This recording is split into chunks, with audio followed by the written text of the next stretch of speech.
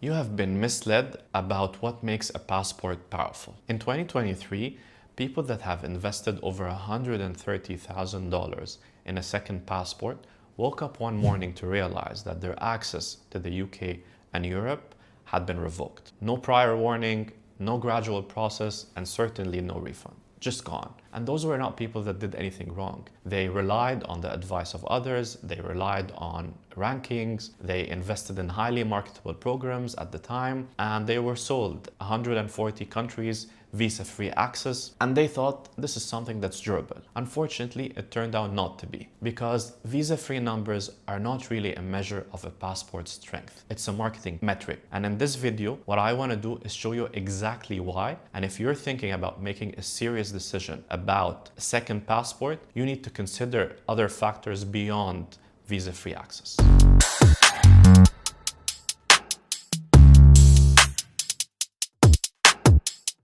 My name is Mustafa, and on this channel, I focus on global mobility, residency, and citizenship by investment with a focus on strategy, clarity, not sales pitches. Today, I want to show you why the visa-free metric is a completely misleading and misunderstood metric in global mobility, and what are the questions that you should be asking instead. You've probably seen this before. You're looking at passports, and passport A has the high ranking and gives you access to 140 different countries, while passport B, which has a lower ranking, gives you access to only 110 countries. The number is right there. It tells you the story. It's easy to compare. It's very straightforward. And this is exactly why this became the dominant metric. Not because it tells you the full story, but because it's very simple to communicate and it's straightforward to sell. But when you look beyond that number, you start to see how incomplete the picture is. And here are a few reasons why. I want to start from a very profound point, one that is dramatically illustrated by real events, which is that visa-free access is not a permanent right. It is a policy arrangement between countries.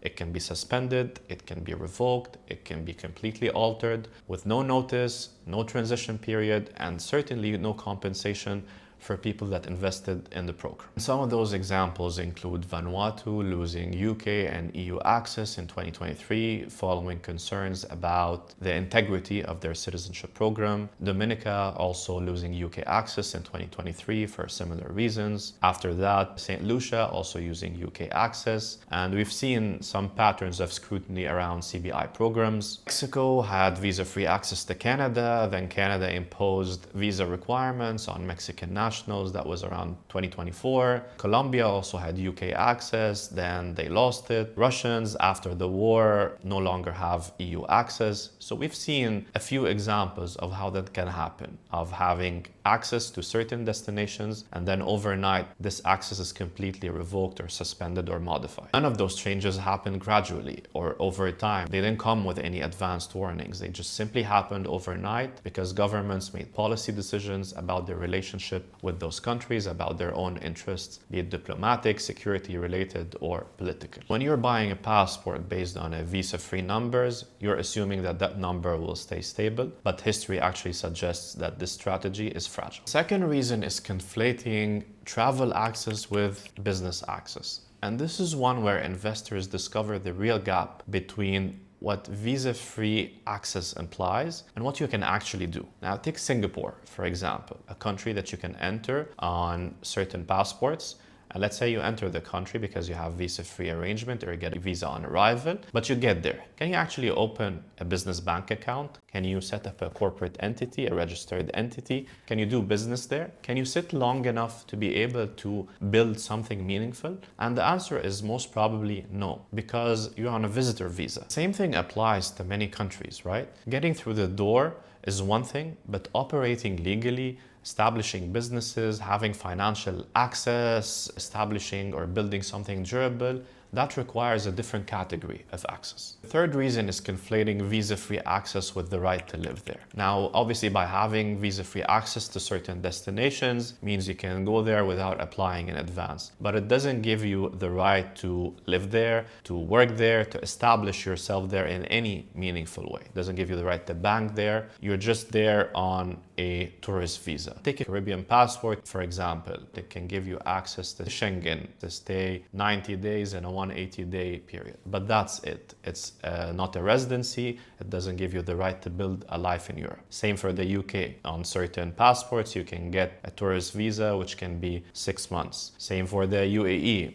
For some nationalities, you can get 30 or 60 days. So a visa-free access doesn't actually mean that you can live there. It means that you can visit there, you can spend some time there, but you need to adhere to the time limits. You need to adhere to certain activities which you cannot do while on this particular category of visa. The next point is one that is completely overlooked. There are approximately 195 countries in the world. Almost no one needs meaningful access to all of them. And if you take an example of an entrepreneur who's doing business in Europe, they're likely to need access to Europe and the UK more than anything else. Someone else that does business across certain financial capitals might need access to Singapore, to Hong Kong, to the UAE. A digital nomad might need access to Bali, Dubai, or certain tax-efficient hubs. So for each of those profiles, the headline visa-free number isn't really what they care about. What they care about is making sure that the countries or the destinations that they go to, that they do business in, are the ones that they have access to. And this is far more important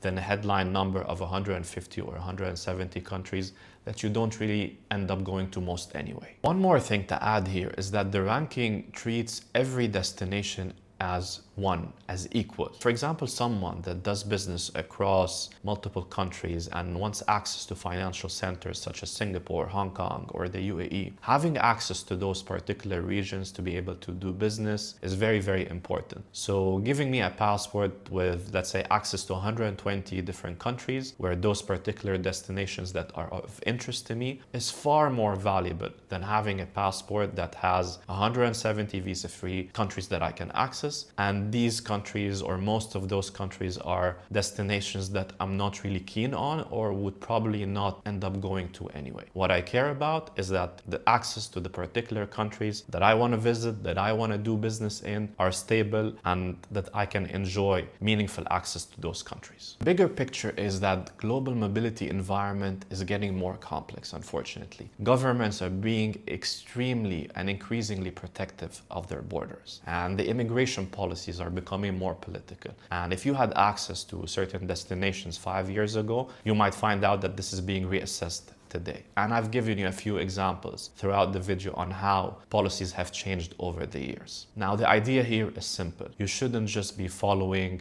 visa-free access numbers or rankings. You should be making sure that this access has quality, has stability, and this is far more important than a headline number. I want to be precise about something here though. I'm not saying that visa-free access is irrelevant. No, on the contrary, for some profiles, especially those whose primary motivation is mobility, this is very important to look at certain destinations that they can access without having visas. Because if you're an entrepreneur or someone that travels frequently or a global mobile professional, essentially, or a consultant, you need to be able to jump on planes spontaneously, and you need to be able to go attend certain meetings in certain destinations, and to have to think about visas, appointments, expiry dates. All of this is just annoying and it's a pain. So for this particular group, of course, visa-free access to certain destinations is very important. The point I'm trying to make is that it's not about the ranking or the number of countries that it gives you access to. It's about the places that you actually need. Now, there are a few things, in my opinion, that make a passport genuinely strong. Not just by ranking, it needs to do a few things well, and it needs to do them simultaneously. Now, the first thing, obviously, is to give you access to the destinations that you need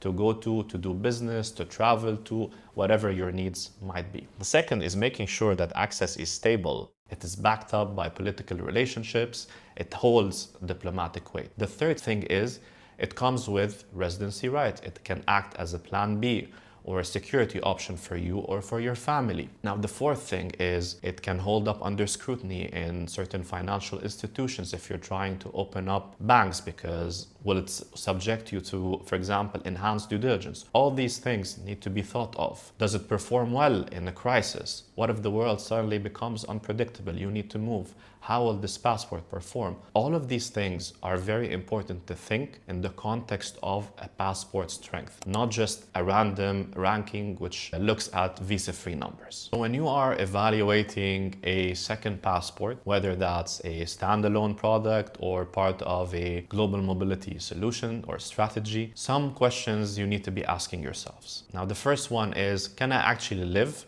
where I want to live? Not visit, live, work, build a life there, access certain services. This is the first question that you need to ask yourself. Second question is, can I build and operate there? Can I open a bank account? Can I run my business? Can I maintain a compliant presence there? Can I access financial infrastructure? All of these things could matter to my work, and I need to be able to make sure that I can do those things easily. The third question is that access stable? Is it backed by political weight or by diplomatic relationships? Does it perform well in a crisis? How has this passport or country treated its holders over the last decade? Has there been any revocations of access to certain countries? Those three questions alone will tell you more about the passport strength than any ranking will ever do. So let's be honest, the visa-free rankings will continue to dominate passport marketing because it's simple, it's comparable, it's easy to sell. That's not going to change. But now you have a better understanding of the dimensions of strength, especially in the context of your situation. And by understanding those, you're able to make a better decision to determine what is best for you. This is extremely important, especially in a world like today, where mobility rules are changing, where governments are tightening immigration policies, are being extremely protective of their borders. So it's really important to understand which access is stable, is safe, and will remain there. The judgment of a good passport is not how it performs on a good day, it's how it performs when the world becomes unpredictable or in a crisis. Here's a question I want to leave you with. What are the top 3 countries that actually matter to your life, your business, or your family right now? And does your current passport get you to where you need? Does it give you that access that you need? Not tourist access, the ability to operate, to live, whatever it is that you need. Let me know in the comments. I read everyone. And if this kind of thinking or clarity is aligned with what you're looking for, please subscribe, and I'll see you in the next video.